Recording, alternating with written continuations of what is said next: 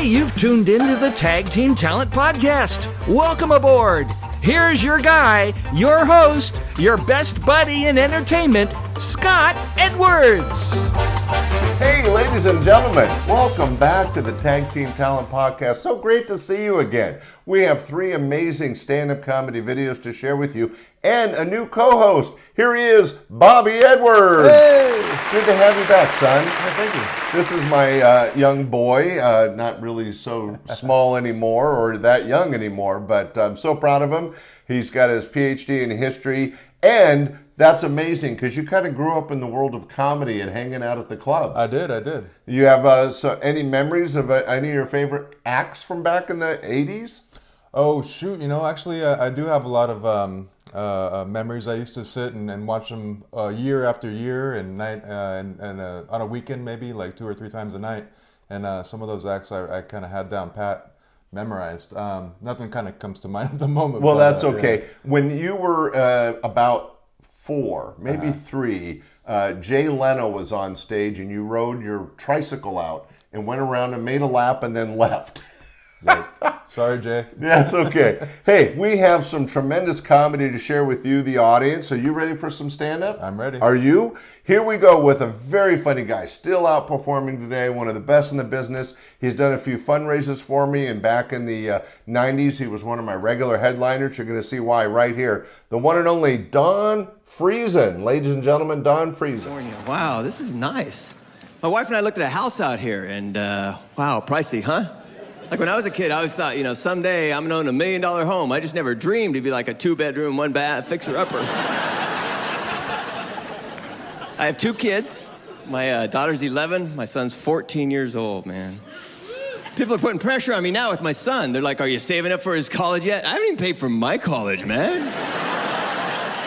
Are you serious? I owe $25,000 in student loans. I'm gonna have to walk him up through the financial aid line to the people I still know.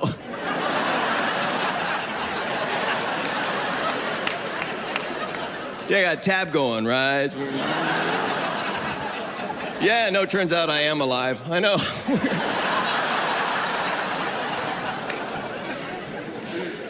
I'm a fun dad. My wife tells me I'm too fun. You ever get that? She says I need to be stricter. The kids need to learn that no means no. And I'm like, what if I'm raising them to be salespeople? They're never gonna make their quota with that kind of attitude. You gotta get back in there, mister. Earn your bonus. Of course your mom says no. Shoot, if I got discouraged the first time your mom told me no, you wouldn't even be here right now.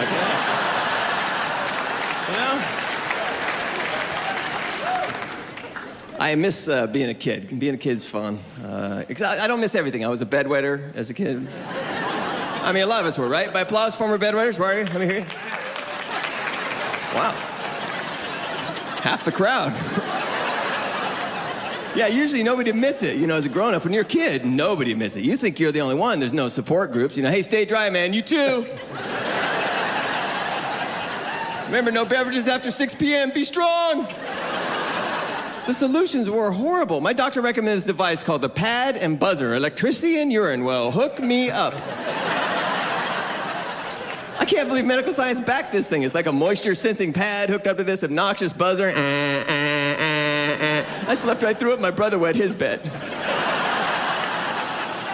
You talk about a lifetime of therapy. Well, I stopped wetting the bed. Now every time I hear a car alarm, I strip naked and do the river dance. This other book actually said, make bedwetting fun. Make it a game to stop wetting the bed. Because apparently not waking up at pee wasn't enough incentive.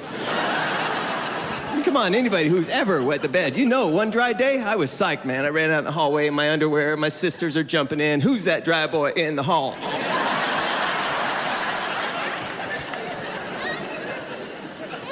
High school.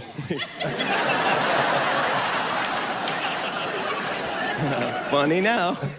Ladies and gentlemen, very funny comedy. Don Friesen. What'd you think, son? It was great. He's very animated and expressive in his face. It really sells it. Really does sell the comedy, and that helps. Plus, he's talking about something everybody can relate to one way or the other, right? Yeah, I mean, everyone, if they were a bedwetter, they know about bedwetters. And then the school loans, you could probably relate to that. Yeah, for sure.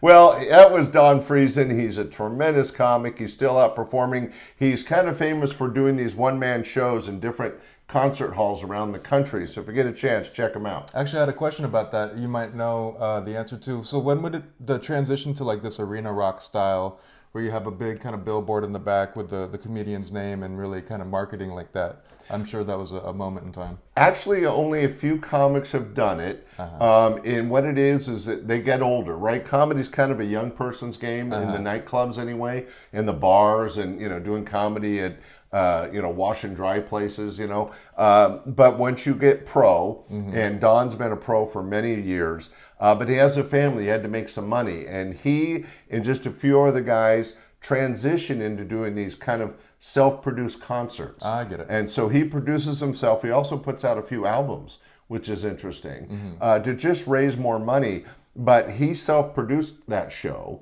So even though it was probably a risk of several $1,000s. All the door, all the merch sales, everything is his. And then he didn't have to share anything. Opened it up, and now Netflix has that model. But I mean, that's kind of the origin. Oh, right. Exactly. It's being used on streaming shows today. Right. But yeah, good observation, son. All right. Well, you ready for more comedy? Let's roll. We're going to go a different direction. The next act I'm going to share with you guys and you, son, is a comic ventriloquist. Now, back in the day, he was amazing. He was one of the first ventriloquists to use animatronics and do a lot of really edgy stuff. He got famous in Australia. He is literally one of the biggest stars of entertainment in Australia. He just retired a few months ago. He let me use this video of one of his shows. Ladies and gentlemen, my good friend Dave Strassman. Do you remember that name at all? Yeah. Let's see what you think. This is Dave Strassman, and he's going to be sharing Kevin, one of his ventriloquial figures, Kevin. Captain Alzheimer's. Hey, Captain Alzheimer's was a fantastic character. He could never remember his fucking lines, dude. I loved Captain Alzheimer's. He treated me like a brand new friend every time we met. All right, there we go. Oh my God, it's Chuck's lizard, Craig. Now, you guys know Kevin. He's still loose from the till. Kevin, thank you for agreeing to come out and be part of the TED Talk. How you doing tonight?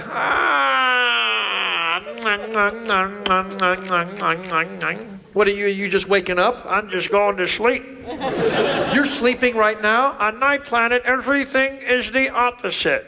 Really? No. He really means yes, because everything is the opposite. Oh, you're the smartest human being I've ever met.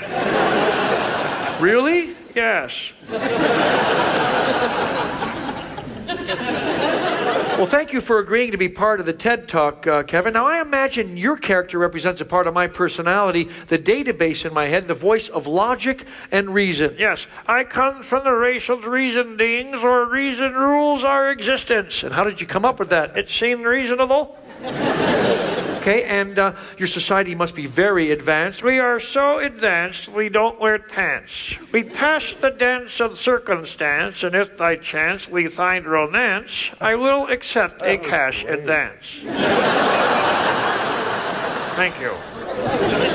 Well, Kevin, I might get the audience to ask us some questions later, so I've prepared a couple. I want to see what your responses could be. All right, go for it. Kevin, are you a real alien? Ah, funny you should ask. I just got my DNA test. I'm part Cherokee. Native American. Jeep. And where are you from? SpaceX. SpaceX? And why are you here? Space sex.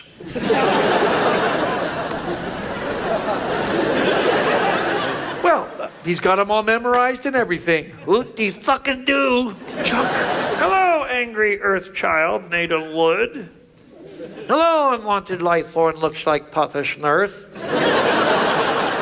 I'm going to ignore him. I'm going to kickstart you and your taco. You haven't got the balls. You know, you're actually right about that. Chuck, iPhone. I know. Hi, Teddy. Hi, Kevin. Me, Chuck. You're Dave. That's stupid. That's enough. You started it.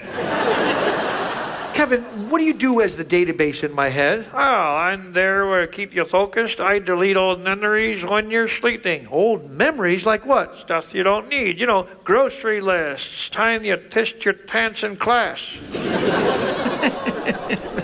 Most kids do that. Don't they? You're in uni. Would you delete that memory? It's gone. Hey, ladies and gentlemen, that was Dave Strassman with one of his newer characters, Kevin. He's got a multitude of characters. You heard Ted E. Bear, the giant bear, and of course his original character from back in the 80s, Chuck Wood, who was kind of the angry, sarcastic guy. But what'd you think of that ventriloquism? That was amazing production. You know, speaking of memories of the club, something similar. I remember somebody who did a new kind of act, and he was a teacher. He had a desk out, and it's almost dramatic comedy. And I remember you explaining to me at the time that it was kind of a new, kind of experimental form of comedy. But it reminds me of this. It's coming at it from a different angle. But anyway, very entertaining. Yeah, Dave Strassman, huge success in Australia, has done a lot of comedy on TV and around this country. That was from his last special that aired recently, and want to thank Dave for letting us share it. And if you get a chance to check him out, he's on YouTube and not really touring anymore, he's retired, but a really good ventriloquist. So we saw Don Friesen and Dave Strassman with Kevin, his alien creature. Hey, are you ready for the classic rewind? Take two. We have something really fun and special. I know you're ready. I'm going to have to remind you that back in the day in the 80s, there was a comic that came over from Russia. And one of his very first clubs he worked in was mine at Laughs Unlimited, and that was comic Yakov Smirnoff. Of course. Yeah, he went on to fame and fortune. He was actually a joke writer for Ronald Reagan.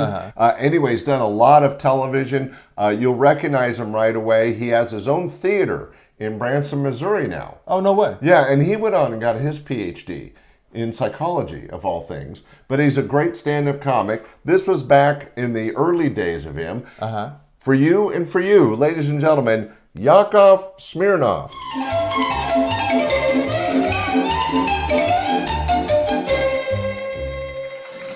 So when we came to America, I married an American woman, and we had two wonderful kids, Natasha and Alexander. Took us a while to figure out their names, because when our daughter was born, my wife wanted a real American name for her, Brandy. And I said, Brandy Smirnoff?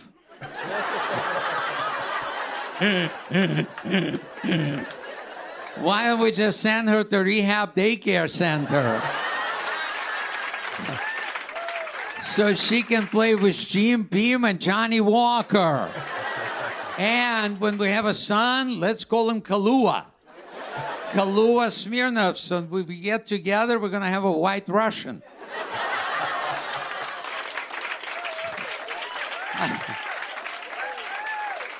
I was ordering a birthday cake for my wife, and I called the baker and I said, can you make a cake for about 12 people? And she said, what do you want to put on it? I said, well, just put happy birthday, Olivia. And she said, well, it's a pretty big size cake. Is there anything else you want to add to it? And I said, well, you know what? I didn't think about this, but let's see. Let's say you're not getting older on the top, and then say you're just getting better on the bottom. And I come home, my wife is laughing. She's going, I can't serve this cake. I'm reading, and the baker did exactly what I said. She said, happy birthday, Olivia. You're not getting older on the top. You're just getting better on the bottom.